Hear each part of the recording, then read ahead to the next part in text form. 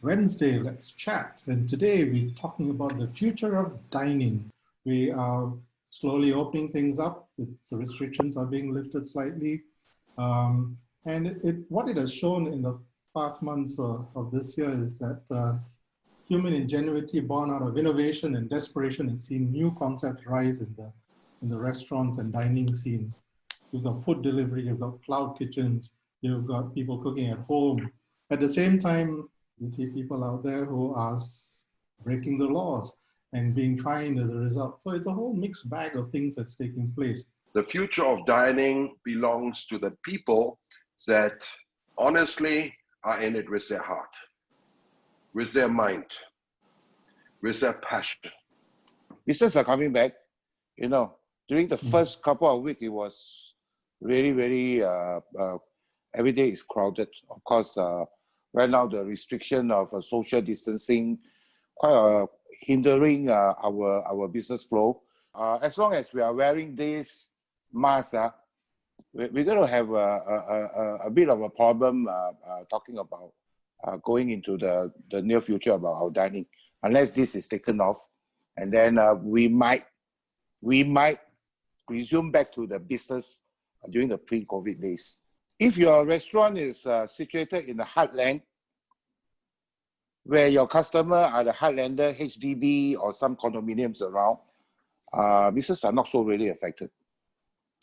You know, in the first 2 weeks of the opening of the phase 2, business was actually better than pre-COVID. During that 2-3 weeks, you know, everybody is rushing out, you know, to dine out. You know, I've confirmed it with a famous hawker. He told me quietly, yeah, man. He said, I also, it's a husband and wife team. And then they said the business is much better than the pre-COVID. Some of my restaurants are situated near the office area. So my target audience, at least 60-70% are catering to the office worker. I think that one we are still very highly heated because most of the office workers are working from home. Even my wife, working in LTA, she's working all this while is working at home.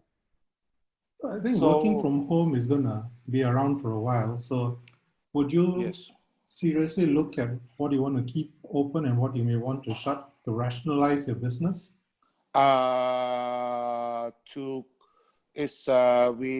still continue to run a business. I think a few days ago, on the 20th of September, the government is opening up for people that work from home to go back to the office. You know, when I was looking at the numbers, it's still the same. So what's going to change in phase 3? Maybe that more people sit on the same table. I think that's what's missing. But in terms of crowds, we're pretty much gone back to where we before. Of course, phase 3, what everyone is looking forward, especially the hotels, events and functions. And I hope some of this is coming back, even if we have to go in with face masks, but then at least we sit around the table, we can take it off or what have you. I mean, we should never let our guard down. Yes. That other part of the business,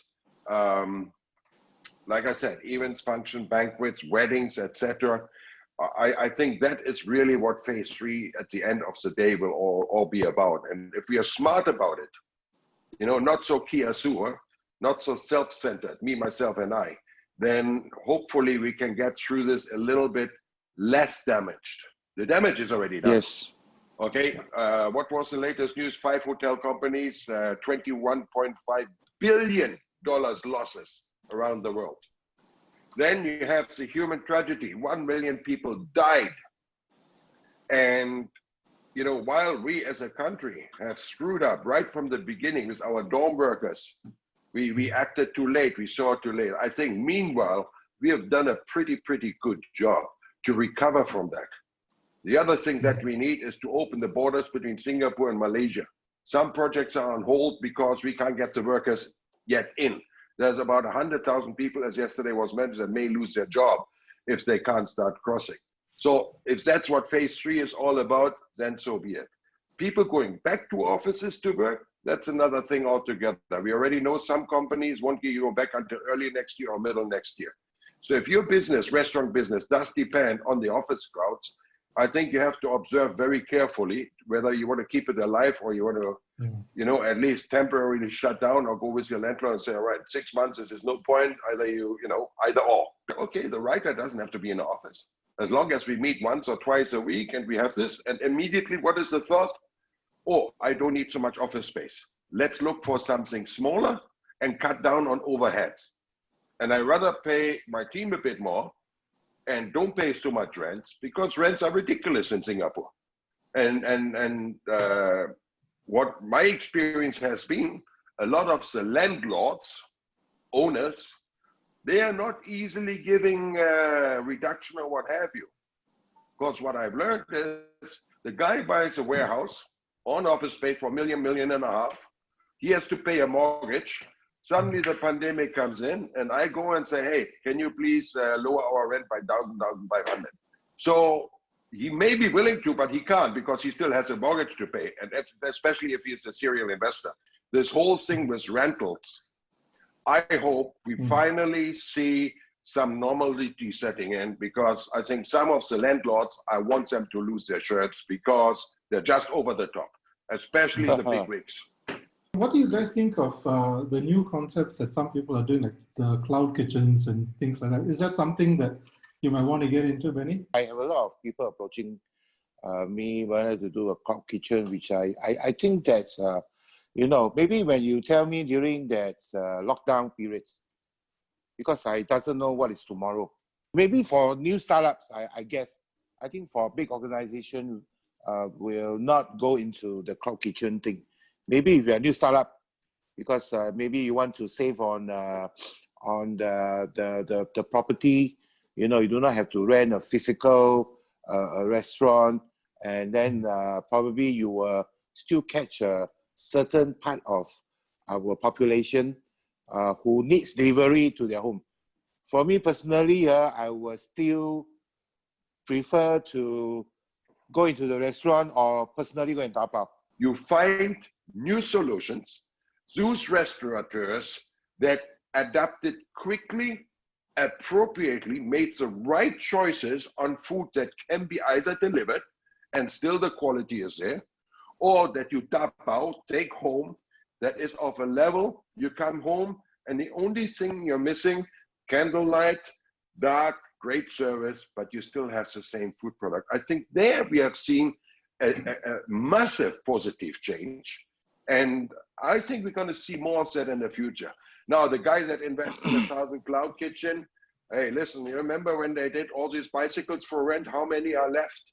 So I would say there's a need for some cloud kitchens. There's always some, I remember Javed from Punjab Grill, he was once, he was supposed to do a catering. He didn't have a cloud kitchen available for him. Hotels refused to take him in because they had their own business to run.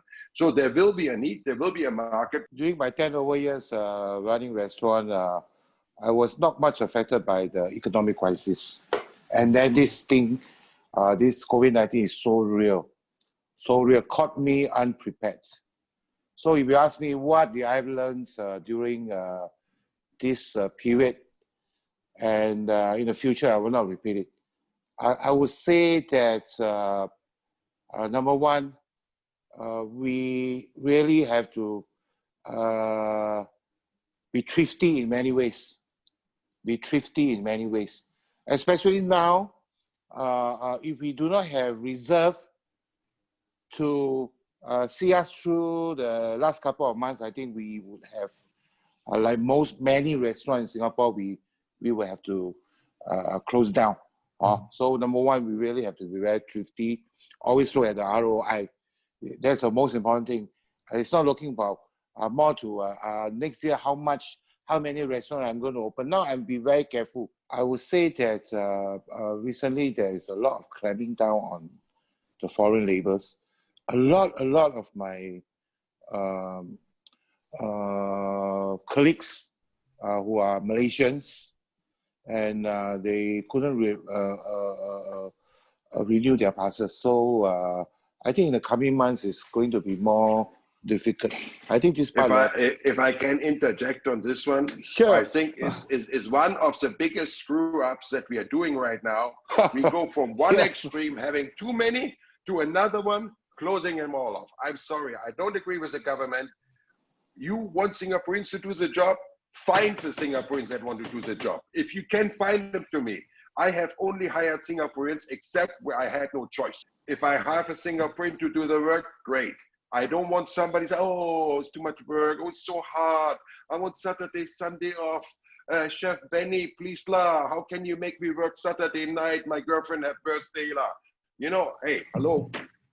Go work in a factory, 9 to 5, or go to immigration department. You know, you get 13 months bonus. I think the government has helped us a lot, but I think they have overlooked about this employment issue that not only me, I think most of the F&B players, restaurateur facing. This is a very, very crucial situation now we are going through. So with lesser foreign workers, I mean, I don't know how less we're going to have in the near future.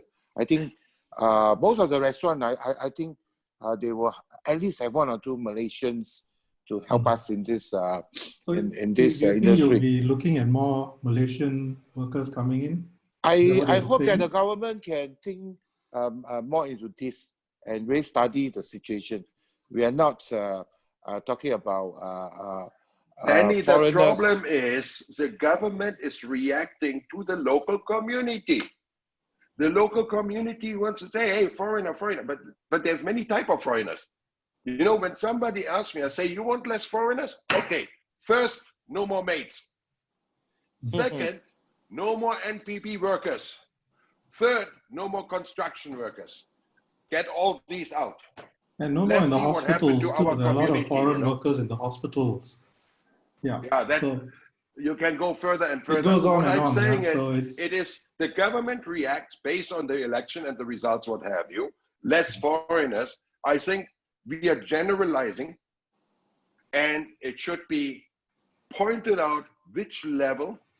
I read and I actually saved from Calvin Chang a commentary, because a lot of locals, Singapore people, PRs, local born, bred, why are no more people on the top MNC multinational corporations, big shot posts?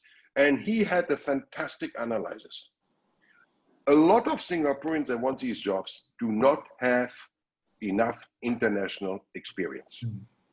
And he said, why don't you as a Singaporean go overseas, take their job away from there? Did you know that Singapore chefs are one of the great export articles for Singapore? That the chefs that go overseas, you saw Jimmy in Taiwan, 2 Michelin stars now, so bloody proud. He's a true blue Singaporean. We are a city-state of this size. We must and need have international workforce, because we are depending and delivering to the world. We cut ourselves off, we start to restrict, then I'm sorry, we may as well take the gun and shoot ourselves in the head. Okay, in 5-6 years ago, I am very proud to say that I have never faced a labor problem in my organization, because you know about my background. I hire a lot of ex-offenders. Do you know now, ex-offenders are very difficult to get, because they have too many offers. You know, many years ago, I would still go to the prison and do what do you call that, job fair. You know, prison got job fair, not only community center, you know. Okay. And I went there, nobody wants to employ them. I support everybody. Now, even I go into the prison and look for ex-offender to work for me, I got a lot of competition.